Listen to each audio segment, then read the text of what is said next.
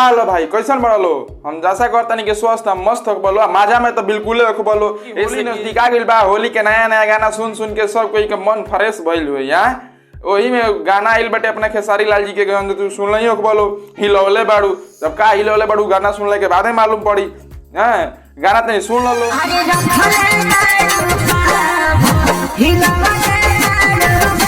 भाई अंतर देख लो अंतर कितना कितना दिन के बाद हम कुछ ना कहें हम कहें नु तो लोग कही पक्षपात करता टे केहू के मतलब फीवर करता ना भैया ना हम बिल्कुल कुछ ना कहें तो सब एग्जाम्पल तो हम लोग के सामने बा ना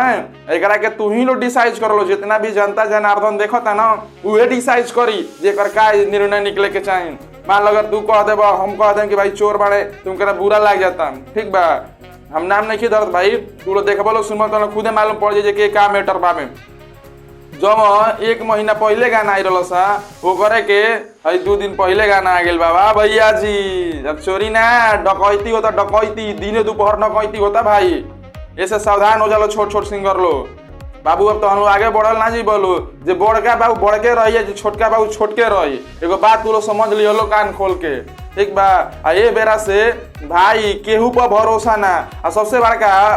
चूतिया ऊ आदमी बाटे कि जे लिख के दे देता आ वो आदमी से महामूर्ख आदमी हम कहे जे ना बिना इंक्वायरी कैले ना जांच कैले ना पड़ताल कैले सीधे आवत आदमी मुंह उठा के कुछ गा देता अरे भाई ओकरा बारे में जानो सोचो सुनो सोचो नइखा देता टाइम तो कम से कम और आसपास का बात दे दे भाई मैटर बा तनी सर्च कर लो जान पहचान लो का स्थिति रही ताकि फिर बाद में केहू चोर डकैत से संबोधित ना करे भैया कहे से कि तो हम लोग लक्षण बा तो हम लोग लक्षण ऐसा बा भैया कि तू लोग आगे हूँ बड़ बोलो और बाद से केहू जी ना दे बोलो तो तनी लाइव आगे भैया और बता तनी लाइव हो कर देखो। नमस्कार प्रणाम हम आप सबके भाई आशिक अरविंद यादव और वो सब बात बतावल चाहता नहीं कि छोट छोट गायक के साथ इतना बड़े बड़े 2-4 गो स्टार बने खेलत रहे लाइफ के साथ और ले बड़ू गाँव भर ओकरों के भोजपुरी के स्टार हो ट्रेंडिंग स्टार खेसारी लाल यादव वो गा दिलक उठा के अगर वो सब बताई हम क्या करी ट्रेन से जाके कट जाई और वो सब भाई के सपोर्ट करी इंसाफ दिलाई और वो सब पैर पर गिर के हम चाहते साफ साफ कहता ना साफ साफ कहता भैया बा कि हम कुछ हमारा होई